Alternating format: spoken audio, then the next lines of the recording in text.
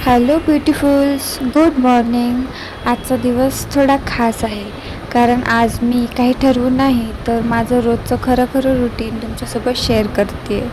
सकाळी उठल्या उठल्या सर्वात आधी मी आले किचनमध्ये.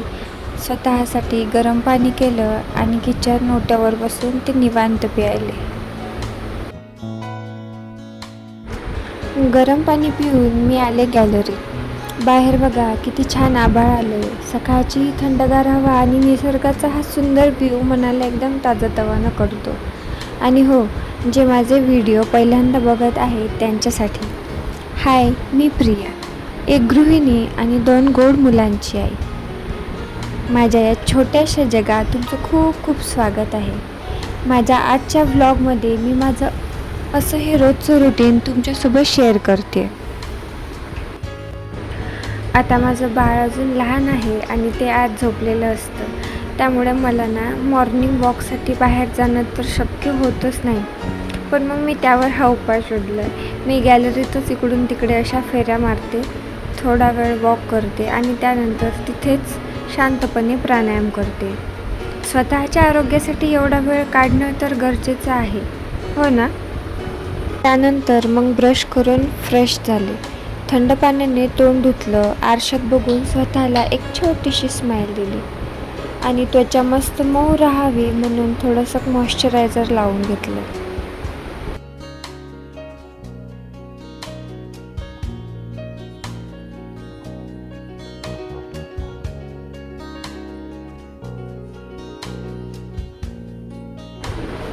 नंतर मग किचनमध्ये आले. आता दिवसभराच्या ऊर्जेसाठी हवा तो एक गरम गरम चहाचा कप. चहा झाला की मग सुरू झाली ती खरी कसरत. इकडे ना आईंनी मस्त बाहेरून दुर्वा फुलं आणले होते तर ते धुवून ठेवले होते मी छान. सकाळच्या या धावपळीत चहाची ही एकच वेळ अशी असते जिथे मी स्वतःसाठी 2 मिनटं शांत उभी राहू शकते. चहा जसं जसं उकळतो तसं तसं मनालाही एक वेगळी शांतता मिळते. हा वेळ फक्त माझा आणि माझ्या चहाचाच असतो. चहामध्ये आलं, वेलची जशी छान मिसळून जाते तसंच आपल्या कुटुंबाचं पण असतं ना. आपणही घरातल्या सगळ्यांसोबत असेच प्रेमाने मिसळून गेलो की दिवसाची सुरुवात कशी गोड होते. जशी या चहामध्ये दूध टाकल्यावर त्याला एक सुंदर रंग येतो, तसाच आनंदाचा रंग आपल्या घरातही येतो. ह्या कपामध्ये चहा गाळताना मला नेहमी एक विचार येतो.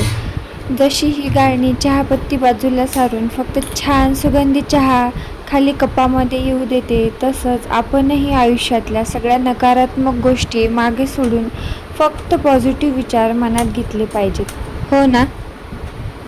चहाचा कप रिकामा झाला आणि लगेच स्वयंपाकाची गडबड चालू झाली. भाजीसाठी मी ना मूग, वाटाणे आणि बटाटे अशी मिक्स भाजी करणार आहे. म्हणून मी ना हे कडधान्य आधीच थोडे उकळून घेत आहे. भाजीची तयारी झाली आणि लगेच मग कणिकही मळून घेतली मी. कणिक मळून झाली आणि मी सहज गॅलरीतून पाहिलं तर सकाळचं मस्त कोवळं ऊन आणि पक्ष्यांचा किलबिलाट बघून मनात विचार येत होता की प्रत्येक नवीच सकाळ आपल्या आयुष्यात एक नवी आशा आणि नवी ऊर्जा घेऊन येते. मग मी परत किचनमध्ये आली आणि भाजीला मस्त चमचमीत फोडणी दिली. मोहरी, मसाला मस्त सुगंध सुटला होता आणि भाजी शिजायला ठेवली.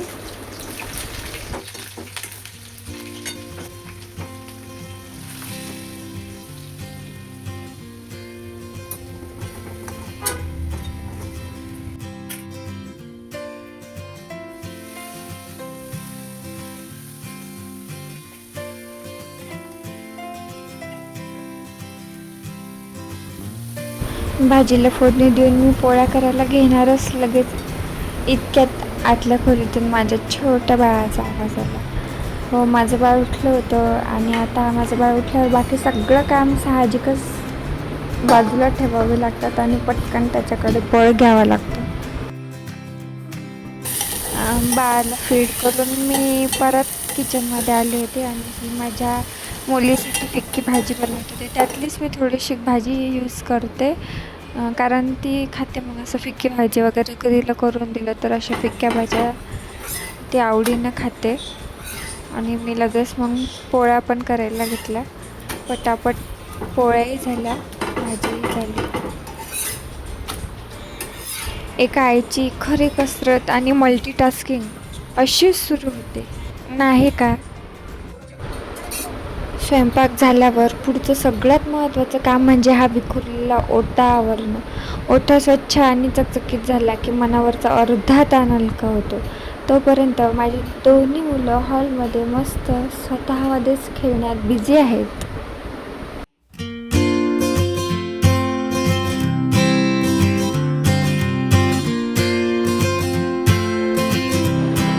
नंतर मी लगेच त्यांचा टिफिन भरून दिला, कारण कसं सकाळची ही गडबड एकदा झाली, डब्बा वगैरे गेला की मग बाकीची उरलेली कामं आपण निवांत करू शकतो.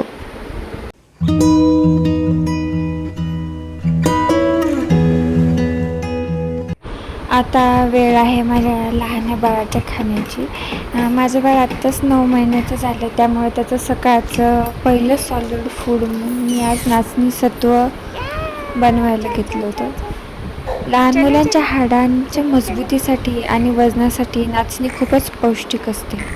महेश्वरीसाठी पण मग मी फिक्की भाजी केली होती. दोघं पण खाऊन आता इथे खेळण्यात मग्न होते. तोपर्यंत मी करते आता माझी पुढची कामे.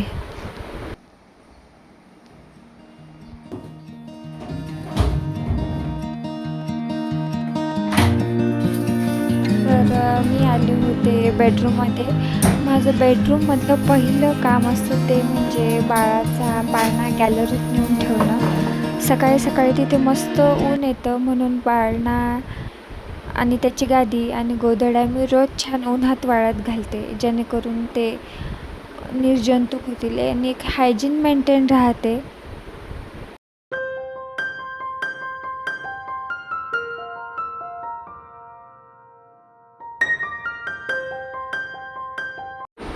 त्यानंतर बेडरूमच्या सर्व खिडक्या पडदे बाजूला केले. सकाळची ती फ्रेश हवा आणि सूर्यप्रकाश आत आला ना की रूममधला सगळा दमट कोंदट वास निघून जातो. अंथरूण पांघरुणाच्या छान घड्या घातल्या आणि मी बेडशीट बदलायला घेतली.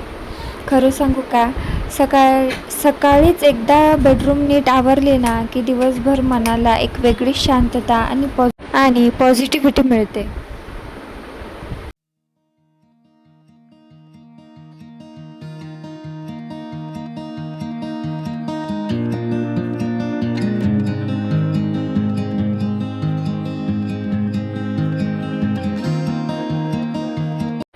मी बेडशीटच नीट करत होते की लगेच हे दोघं ना तिकडून पळत पळत बेडरूममध्ये आले.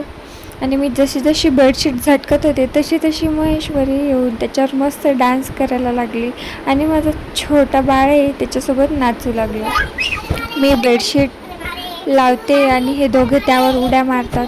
असा एक खूपच क्यूट आणि फन मोमेंट इथे आपोआपच तयार झाला आहे. पण इथे नाही का, महेश्वरी कोणतं गाणं म्हणत आहे हे गेस करा आणि मला कमेंट्समध्ये नक्की सांगा बरं का.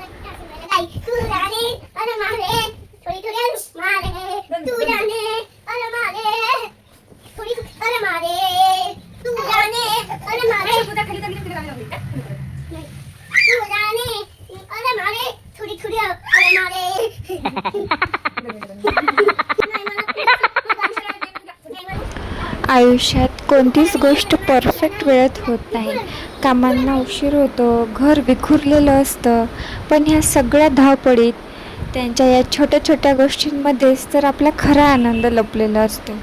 कामं तर आयुष्यभर होतच राहतील, पण माझ्या या लेकरांचं हे गोड लहानपण परत कधीच येणार नाही.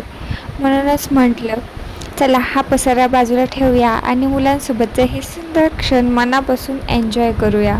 कारण हेच क्षण तर उद्याच्या गोड आठवणी आहेत, हो ना? त्या दोघांना कसं हॉलमध्ये नेऊन ठेवलं आणि मी लगेच आता बेडरूम झाडली, पुसली, सर्व आवरून घेतली.